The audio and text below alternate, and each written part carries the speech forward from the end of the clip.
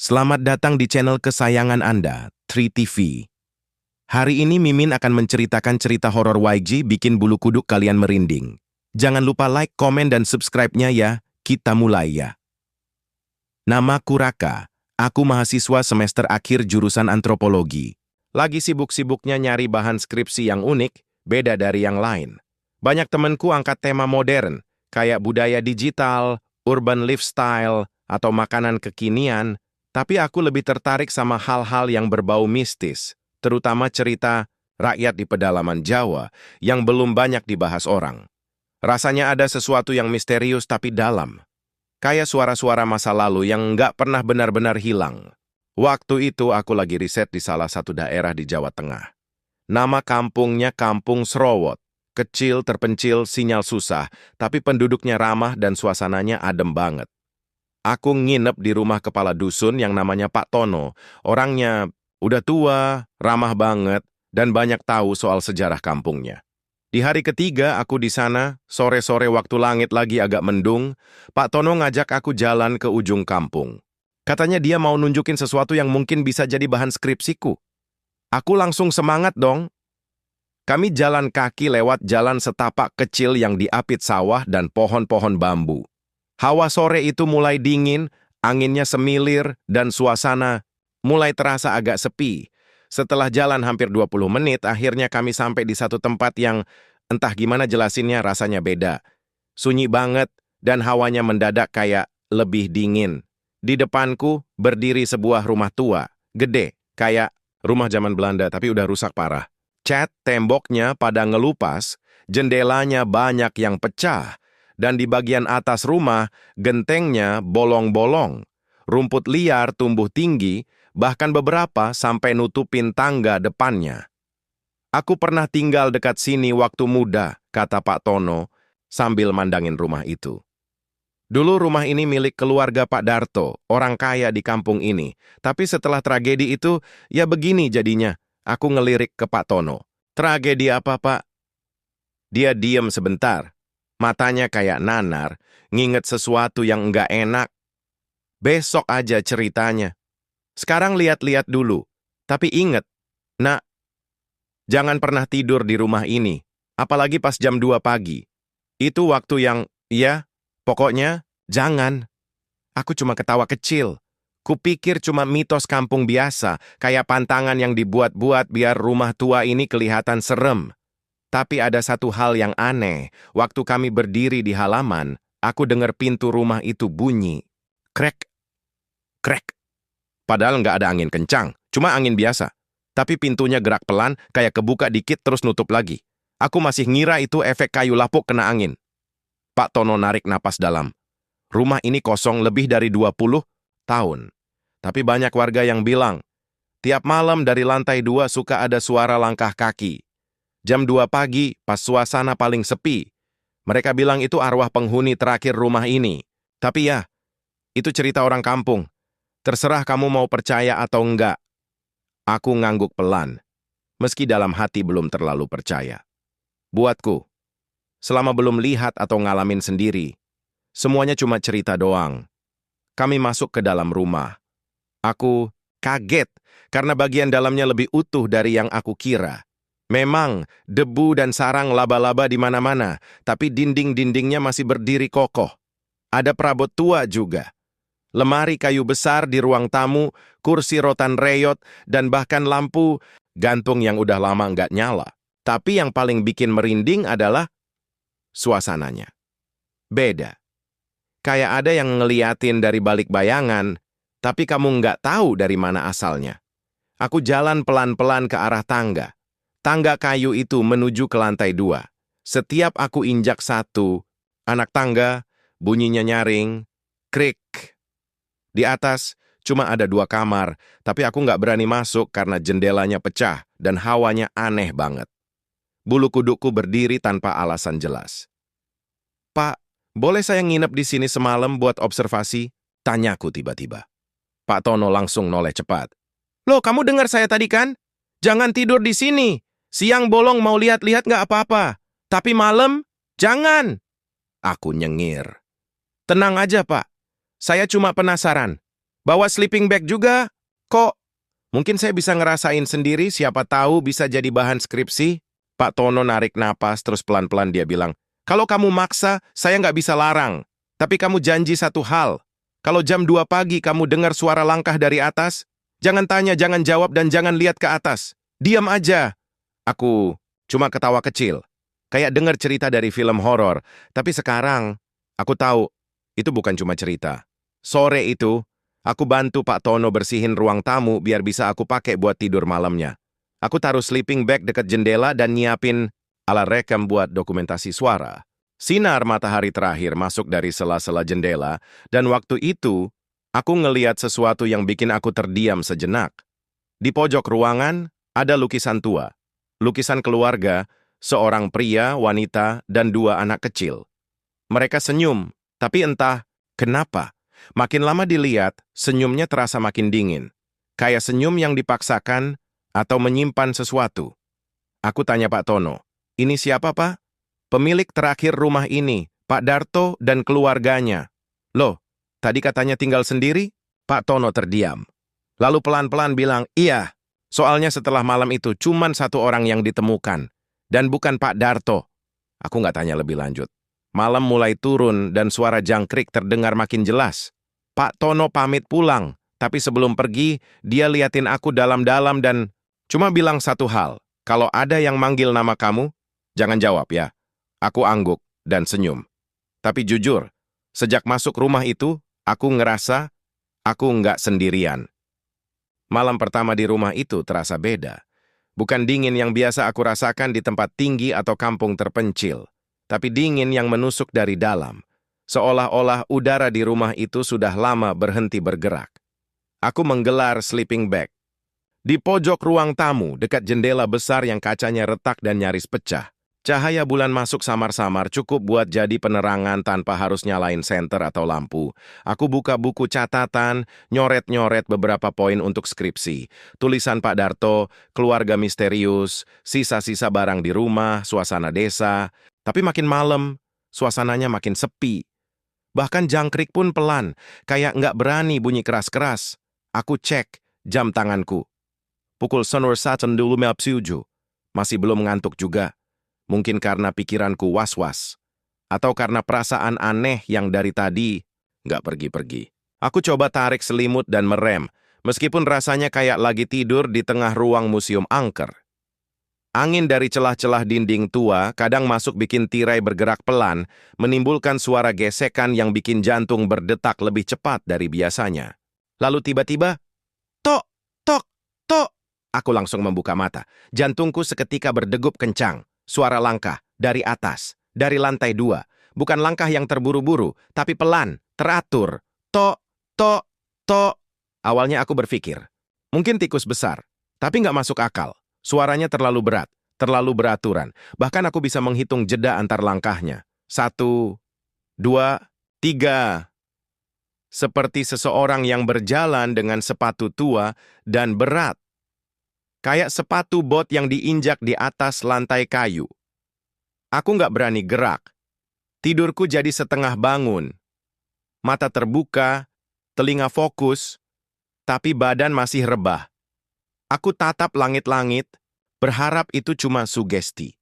Tapi tidak. Suaranya terus ada. Masih di atas, masih pelan. Tapi terdengar semakin jelas.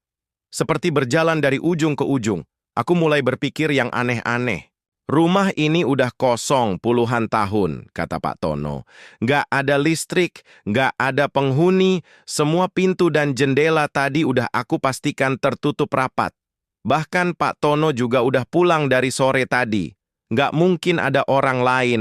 Tok, tok, tok. Langkahnya berhenti. Aku menahan napas. Mungkin udah selesai? Tapi justru di saat itu, aku merasa suasana jadi lebih sunyi dari sebelumnya. Seperti semua suara ditarik keluar dari dunia. Bahkan dengusan napasku sendiri terdengar terlalu keras di telinga. Aku memberanikan diri bangun pelan-pelan, duduk sambil tetap menempel di sleeping bag. Aku ambil senter dari tas, tapi belum sempat aku nyalain. Aku dengar suara berderit dari atas. Kayak ada yang membuka pintu pelan. Pelan banget. Kriet. Aku merinding seketika, jari-jariku dingin. Lampu senter belum sempat aku tekan. Aku cuma duduk diam sambil menatap ke tangga yang menuju lantai 2. Gelap. Gak ada apa-apa. Tapi entah kenapa aku merasa ada yang memperhatikan aku dari atas. Suara langkah itu gak muncul lagi. Sampai tepat jam 2 pagi. Aku tahu karena jam tanganku tiba-tiba berbunyi pelan. Alarm kecil yang aku set sebelumnya buat catat waktu malam. Tepat pukul 02 WEN. Dan di saat itu juga semua suara berhenti. Gak ada angin, gak ada langkah, gak ada suara apapun. Hening. Tapi bukan hening yang bikin tenang. Ini jenis hening yang bikin kamu merasa sendirian. Meskipun kamu sadar, kamu gak benar-benar sendiri. Aku berusaha tidur lagi, meski jujur aja, itu usaha paling bodoh malam itu. Mata terus awas, telinga siaga, tapi tubuhku tetap lelah. Hingga akhirnya aku ketiduran juga entah jam berapa. Paginya aku bangun dengan tubuh pegal dan selimut basah oleh embun yang masuk dari celah jendela. Tapi yang paling aneh, karpet kecil yang tadi malam aku gelar di dekat pintu sudah bergeser. Aku yakin betul, tadi malam aku posisikan lurus. Tapi sekarang, dia seperti diseret. Ada bekas jejak, bukan kaki manusia. Tapi kayak garis panjang. Seperti sesuatu diseret pelan. Aku bangkit, membereskan sleeping bag. Mataku sempat menoleh ke atas, ke arah tangga. Gelap dan sunyi. Tapi tetap ada sesuatu di sana yang membuatku merasa dia tahu aku di bawah. Aku keluar rumah, tarik napas dalam-dalam. Udara pagi terasa lebih segar. Burung-burung mulai terdengar. Suasana kampung kembali normal. Pak Tono datang sekitar jam 7. Dia bawa kopi dan pisang goreng. "Kamu tidur di dalam, kan?" Tanyanya pelan sambil menaruh kopi di meja depan rumah. Aku angguk. "Iya, Pak. Di ruang tamu." Dia menatapku lama, lalu bertanya, "Kamu dengar langkahnya?" Aku diam sebentar, lalu jawab, "Iya, Pak. Jam 2 kurang, kayak ada orang jalan pelan-pelan di atas." Pak Tono menarik napas, lalu duduk di bangku bambu dekatku. "Berarti dia tahu kamu di sini. Tapi untung dia cuma lewat. Biasanya, kalau dia udah mulai turun tangga, itu artinya dia suka sama tamunya." Aku menoleh cepat. "Suka gimana, Pak?" Pak Tono tersenyum tipis. Tapi senyumnya nggak ada rasa lega. "Suka, sampai nggak mau tamunya pergi." Aku nggak tahu harus jawab apa. Tapi untuk pertama kalinya sejak aku sampai di kampung ini, aku merasa ada yang salah dengan rumah itu. Bukan sekadar cerita rakyat, bukan cuma kisah urban legend yang bisa dipakai buat skripsi. Ini nyata. Aku ngalamin sendiri, dan aku sadar satu hal lagi. Malam ini, aku harus tidur di sana lagi. Dan belum tentu, langkah itu cuma lewat saja. Setelah kejadian semalam, aku jadi makin penasaran. Aku nggak bisa langsung pergi dari rumah itu begitu aja. Ini bukan cuma tentang skripsi lagi. Ini udah jadi pengalaman pribadi yang nempel banget di kepala. Aku ngerasa harus tahu apa yang sebenarnya ada di rumah itu. Atau paling enggak, kenapa rumah ini bisa bikin bulu kuduk berdiri sejak pertama kali aku masuk. Pagi itu, habis Pak Tono pulang, aku mutusin buat naik ke lantai 2. Aku belum sempat periksa semalam karena, ya, jujur aja, takut. Tapi sekarang saat matahari udah mulai tinggi, rasanya sedikit lebih aman. Aku bawa senter dan kamera HP. Siapa tahu bisa nemu sesuatu yang bisa dicatat buat bahan tulisanku. Tangga menuju lantai 2 udah lapuk, kayunya kering dan berdebu, tapi masih kuat diinjak. Setiap langkahku bunyi, serasa mengganggu keheningan yang udah puluhan tahun menetap di sana. Sampai di atas, suasananya lebih parah dari yang aku bayangin. Ada 3 kamar di lantai 2. Satu besar di ujung lorong, 2 lainnya lebih kecil. Aku buka satu persatu pelan-pelan, semua kosong, debu menebal di lantai. Jendela ditutup rapat oleh kayu dari luar, jadi cahaya cuma masuk dari sela-selanya. Tapi yang bikin merinding adalah perasaan bahwa aku bukan orang pertama yang naik ke sini. Bukan cuma aku yang pernah berdiri di sini. Entah kenapa, lantainya terasa akrab. Kayak ada yang baru aja lewat. Dan baru aja sembunyi, aku mengelilingi ruangan tanpa hasil berarti, sampai akhirnya turun lagi ke lantai bawah. Dan saat itu, aku melihatnya. Di bawah tangga, tersembunyi di balik tumpukan debu dan kayu-kayu patah, ada selembar kertas lusuh, hampir nggak kelihatan. Kertas itu udah coklat warnanya, dan sebagian sobek di pinggir, tapi tulisan tangannya masih Bisa dibaca, jangan tidur di sini, aku masih di atas. Tanganku langsung gemetar. Tulisan itu acak-acakan, tinta pudar, dan huruf-hurufnya bergelombang, kayak ditulis sama orang yang ketakutan atau buru-buru banget. Aku jongkok, ngambil kertas itu pelan-pelan, lalu aku simpan di dalam map plastik yang kubawa. Aku nggak tahu siapa yang nulis. Tapi jelas, ini bukan sekadar mainan anak kecil atau jebakan warga buat nakut-nakutin. Kertas itu terlalu tua, terlalu kotor, dan yang paling bikin dada sesak, baunya. Kertas itu bau apek, tapi ada juga aroma kayak darah kering. Bukan bau biasa. Sore harinya, aku ke rumah Pak Tono. Dia lagi duduk di depan rumah sambil ngelap golok. Aku nunjukin kertas itu ke dia. Dia langsung diam. Tangannya berhenti gerak, dia ambil kertas itu, bolak-balik, lalu matanya berkaca-kaca. Itu tulisan Pak Darto, katanya pelan. Dia yang dulu tinggal di situ sebelum hilang. Aku langsung duduk. Pak Darto siapa, Pak? Pak Tono narik napas panjang lalu mulai cerita. Dulu, sekitar 20 tahun lalu, ada keluarga kecil tinggal di rumah itu. Suami istri dan satu anak. Suaminya Pak Darto, guru SD di kampung sebelah. Mereka pindah ke rumah itu karena harganya murah dan dekat sekolah. Tapi sejak 2 minggu pertama tinggal, mereka mulai dengar suara langkah di atas, padahal nggak ada siapa-siapa. Suara itu selalu muncul di jam yang sama, jam 2 pagi. Pak Darto awalnya nggak percaya. Dia orang kota, logis, rasional. Dikiranya tikus, kucing, atau kayu yang mengembang kena udara malam. Tapi makin lama, langkah itu makin jelas. Kadang kayak muterin lorong, kadang berhenti pas di depan pintu kamar. Sampai suatu malam, Pak Darto mutusin buat tidur di ruang tamu. Sama kayak aku. Dia bilang, dia mau buktiin kalau semua itu cuma sugesti. Tapi besok paginya, dia hilang. Bener-bener hilang. Istrinya bangun dan nggak nemu dia di manapun. Pintu terkunci dari dalam. Nggak ada jejak kabur. Polisi sempat datang, cari-cari, tapi nggak ketemu. Cuma sisa-sisa tidur di ruang tamu. Dan kertas kecil yang katanya ditemukan anaknya di bawah tangga beberapa hari kemudian. Sama seperti yang aku temukan hari ini. Dan sejak itu, kata Pak Tono, rumah itu dikosongkan. Nggak ada yang mau nempatin. Karena katanya, kalau kamu dengar langkah itu dan tetap tidur di situ, kamu bakal gantian jaga rumah itu, kayak Pak Darto. Aku nelen ludah. Tenggorokanku kering. Rasanya kayak baru dengar kisah nyata yang seharusnya nggak pernah aku kejar.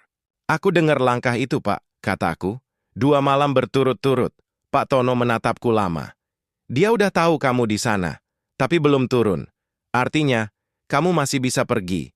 Aku pengen angkat kaki saat itu juga. Tapi otakku bilang, ini bisa jadi temuan penting buat skripsi. Bahkan bisa jadi film dokumenter kalau berani. Tapi jujur, hatiku bilang, keluar sekarang juga, aku pulang ke rumah itu sore menjelang malam. Matahari hampir tenggelam. Angin makin kencang, tirai robek di jendela makin sering berkibar, langit mendung, seakan semua mau memperingatkan aku. Ini malam ketiga, dan langkah itu belum tentu cuma jalan di atas. Aku duduk di ruang tamu, kupandangi tangga yang tadi pagi sempat kulalui. Aku jadi sadar, langkah itu bukan cuma suara, itu semacam pola, seolah-olah dia sedang mengecek tamunya. Dan jika tamunya berani tetap tinggal, dia bakal ngajak kenalan lebih dekat. Aku taruh kertas lusuh itu di meja, berharap itu cuma surat lama tanpa makna. Tapi saat aku menatapnya lagi, ada satu hal yang bikin bulu kudukku meremang. Tulisan yang tadi pagi cuma 1 baris, sekarang jadi 2 baris. Baris pertama masih sama, jangan tidur di sini. Aku masih di atas, tapi baris kedua, baris yang baru muncul entah sejak kapan, dia akan turun malam ini. Tanganku langsung menjauh dari meja. Tubuhku mendadak dingin. Kertas itu jelas-jelas cuma kutaruh di map plastik. Nggak ada yang menyentuhnya. Tapi sekarang tulisan itu berubah. Dan saat aku mendongak ke arah tangga, langkah itu mulai terdengar lagi. Tok, tok, tok. Lebih berat. Lebih lambat. Lebih dekat. Dan kali ini, kayaknya langkah itu nggak cuma muter-muter di atas. Kayaknya, dia mulai turun. Malam itu aku sebenarnya udah mutusin buat pergi.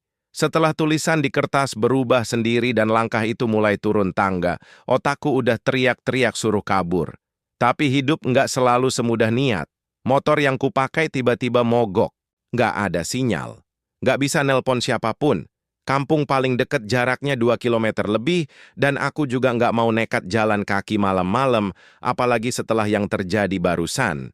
Akhirnya aku masuk lagi ke dalam rumah, dengan badan dingin, tangan gemetaran, dan kepala yang penuh pikiran aneh.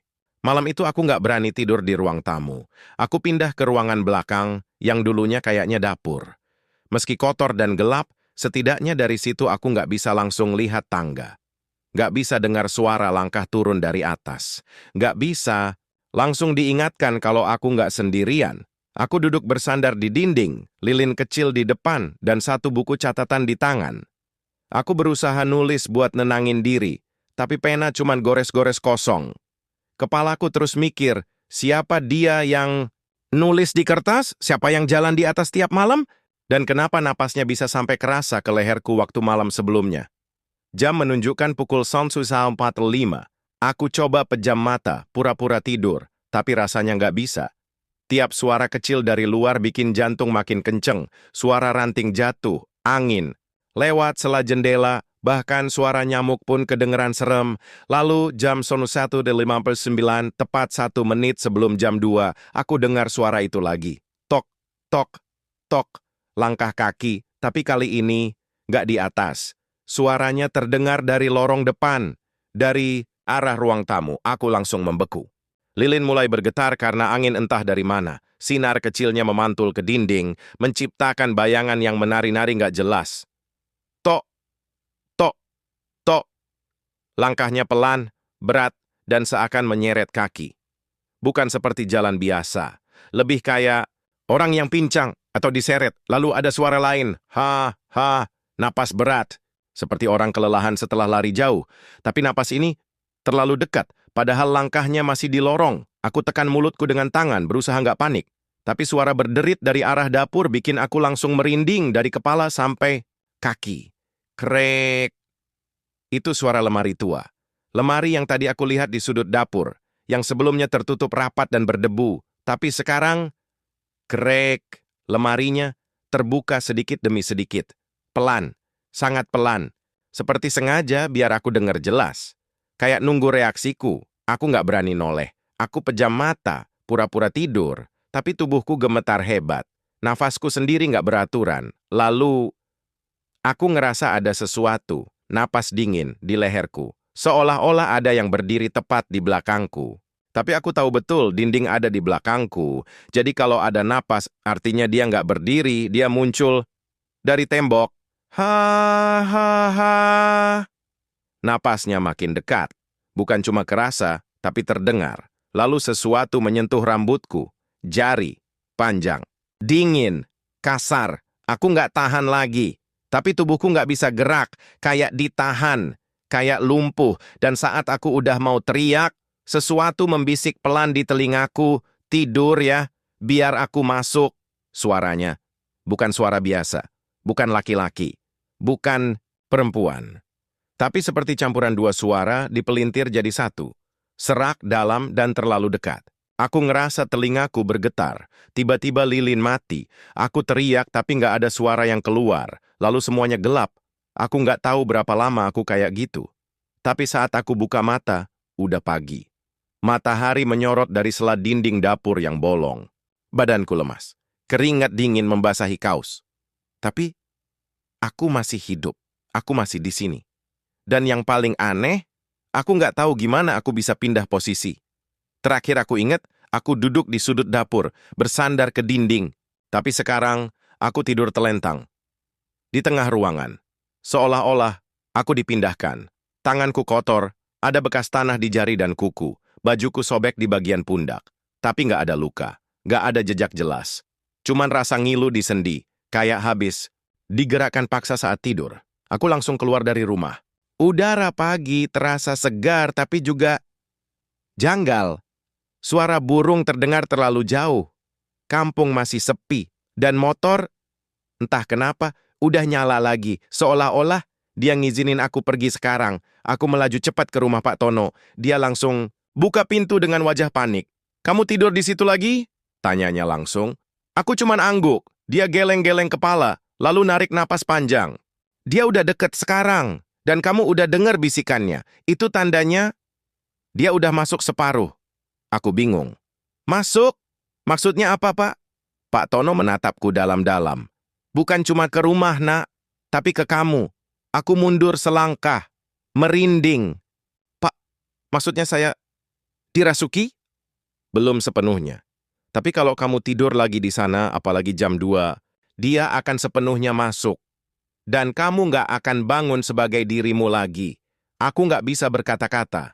Semua terasa kayak mimpi buruk yang terlalu nyata.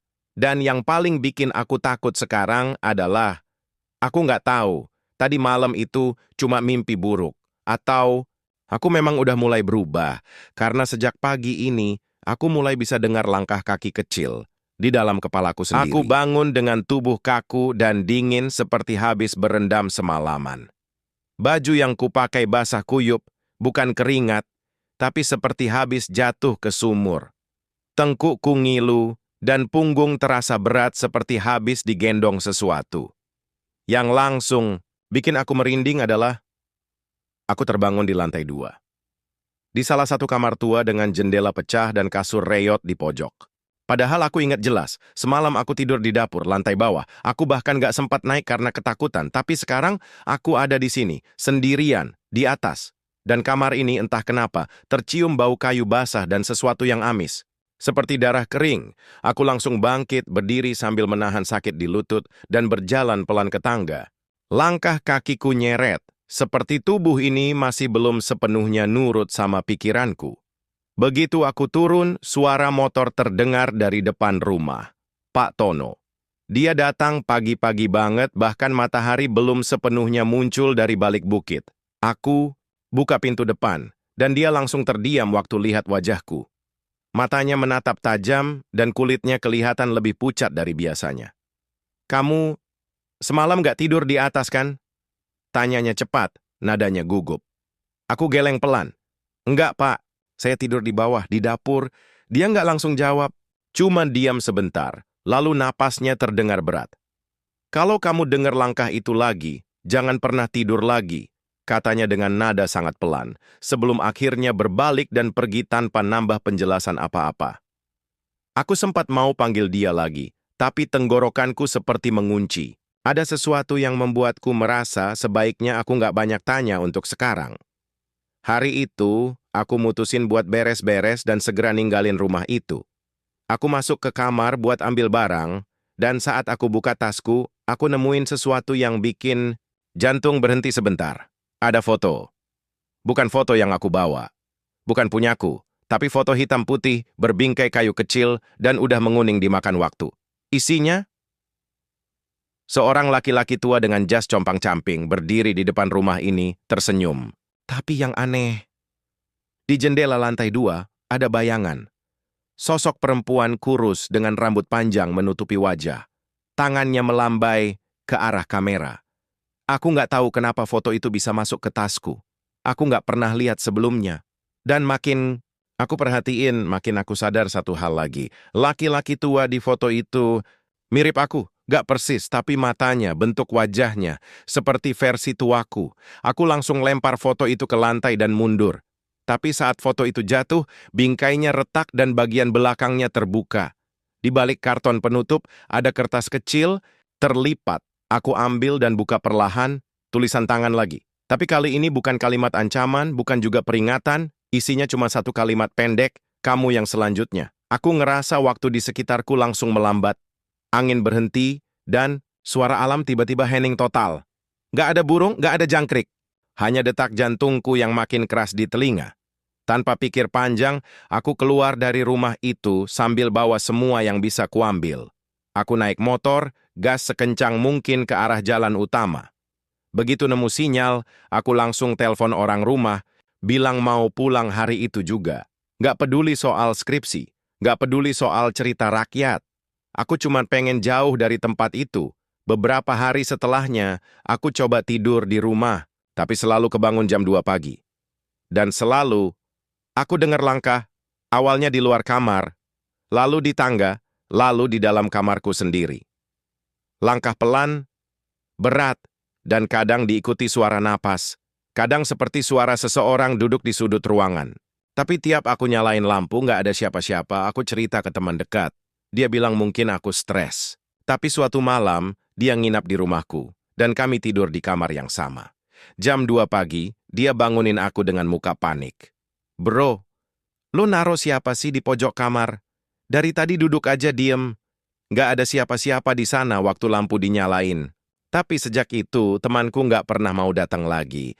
Aku coba terapi, meditasi, bahkan sempat ke orang pintar. Mereka cuma bilang satu hal yang sama.